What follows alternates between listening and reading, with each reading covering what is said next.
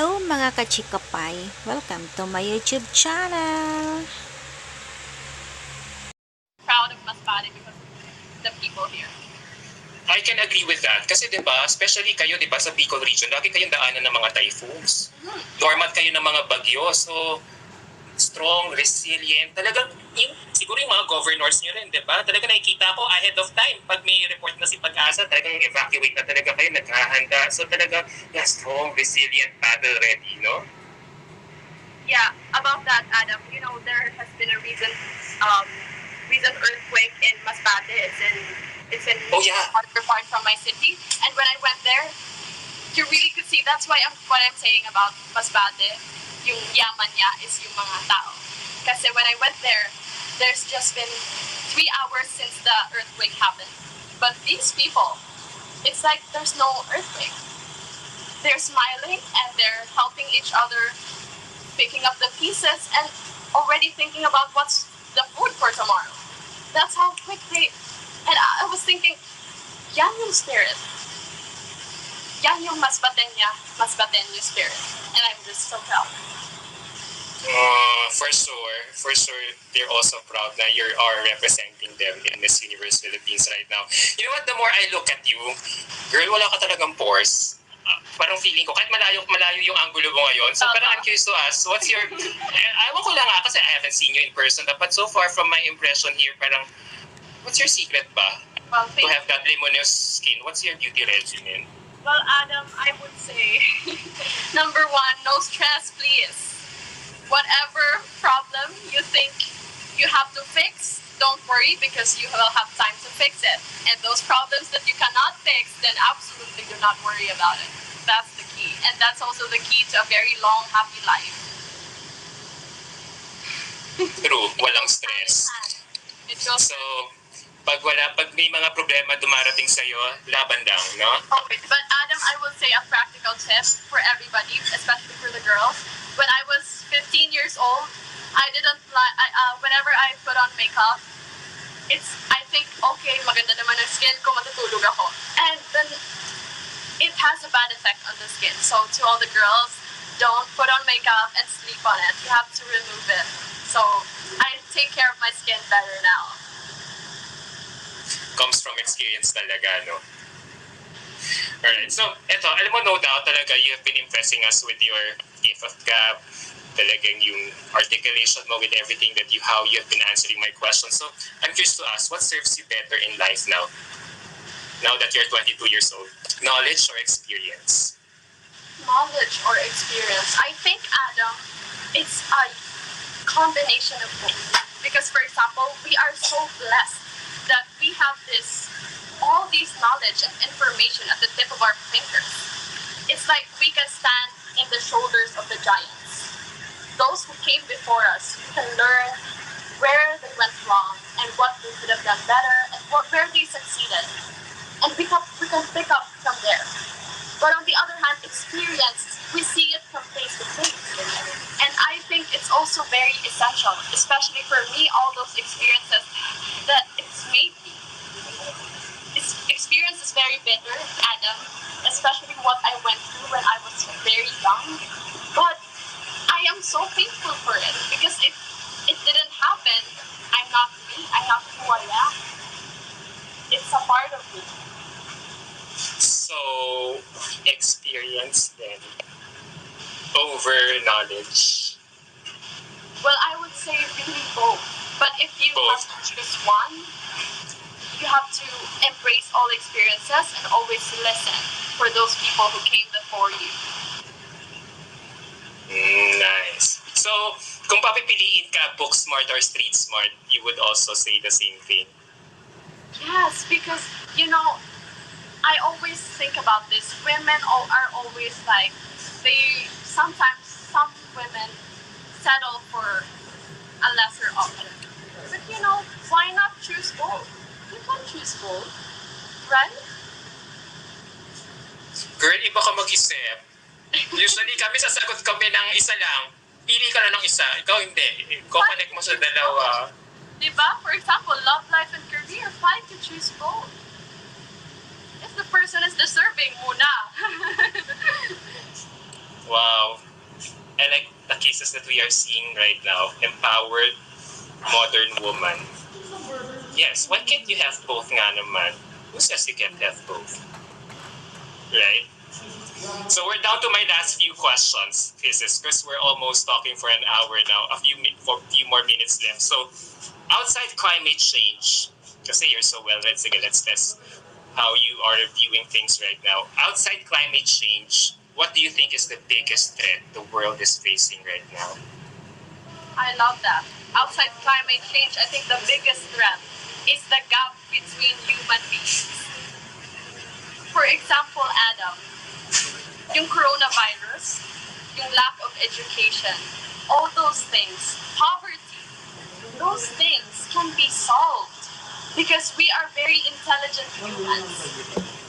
Look at our inventions, everything that we have put into this world. Because of the gap between humans, the lack of understanding and lack of coming together, things slow down. But if people come together, just imagine what we can do in a month, in 3 months, in 6 months. So that's for me.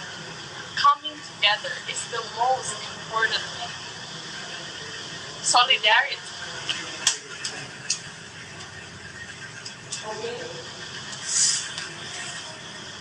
Well said. Well said. I was supposed to ask a follow-up pero hindi, nasagot ko na eh. Coming together. By coming together, no? No, pwede ka talagang tumakbo ng politiko eh, no? Talagang... Miss Universe is enough for me. Ha? Girl, ang ganda na soundbite mo nun, ha? So, speaking of Miss Universe, if you were a judge and not a competing MUP candidate, on what basis or aspect will you select the next winner? Well, first of all, I would love to be a Miss Universe judge, like Miss Pia was back. Because, like I said, it's a big platform, big opportunity. But if I were to become a judge, I would definitely look at the eyes. Because I feel like whenever I look at somebody's eyes, I know their why. Why are they into this? Why are they joining? How much of themselves are they willing to give for this job? So you're looking more than the beauty aspect. I would say I would look into the eyes. Because I think there's something about the eyes that when you look at a person, you just know the whole package. You just know that this person is for this job. Girl, nakukuha mo ba yan sa showbiz? Magaling ka na mag-assess? Yung parang nasa psychology mo na silang lahat. But Parang na-analyze mo na. Parang, Adam, I have met people, so I know what's in their hearts of hearts.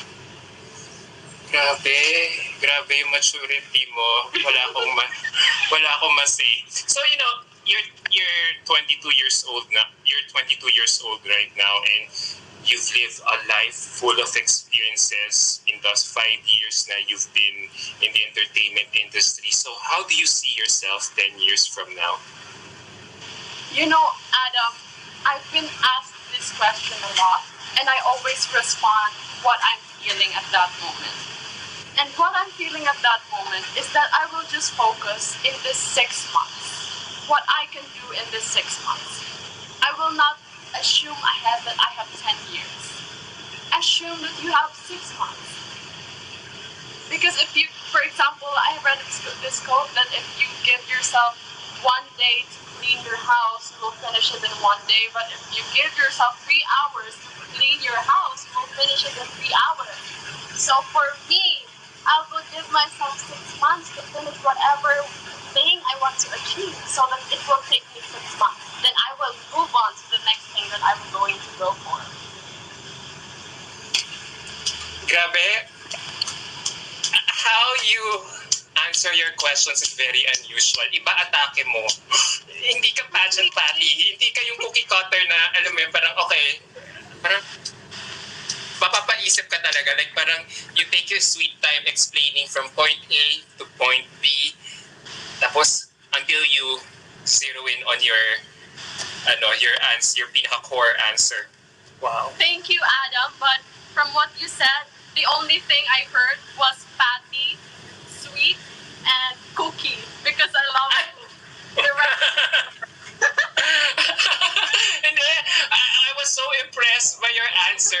was so impressed kasi it's not pageant Patty. Alam mo yon, hindi ka straight out of a cookie cutter na parang okay, parang kang sinalang lang nag-memorize. Parang iba yung atake mo sa question. It's very unusual. Talaga you took your sweet time in explaining from point A to point B until you zero in on your pinaka very core answer. So, Thank you, Adam. but I love how you relate everything to food. So, Na-miss ko yung burger, bigla. so feeling ko nagugutom ka na ngayon, which prompts me to end my interview right now. So, eto na lang. Ito na lang as last question. In 30 seconds, Kisses Delavin, what would you like the whole universe to know about you? I think, as Kirsten Daniel Delavin, the whole universe, I would like you to know that I am a miracle daughter. I was born out of 8 pregnancies and I'm the only child to survive. And I feel like the universe has been very kind to me. And I make it my lifelong mission to give back that kindness. So universe, I'm going after you.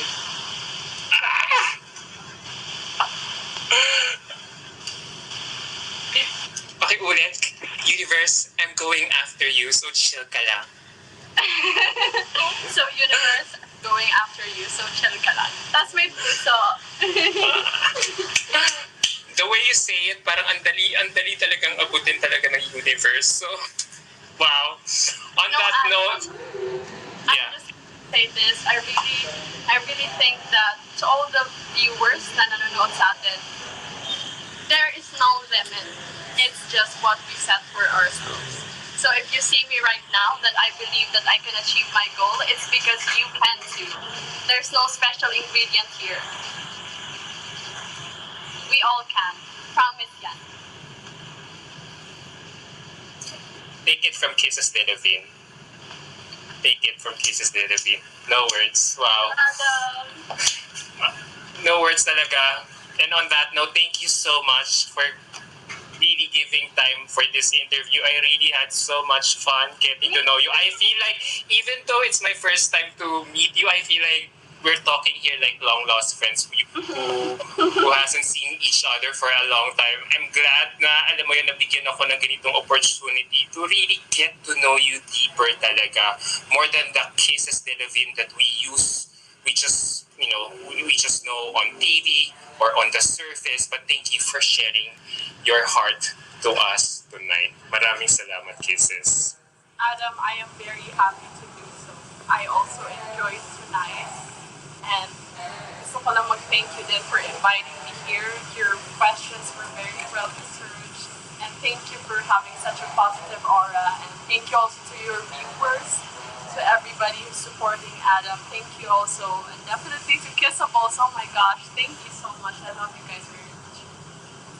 And may bago ka na rin, Kisses Universe. I was just talking to her kanina. Talagang sabi niya, oh, make sure her internet connection won't go haywire this time around. So talagang they really love you so much talaga. So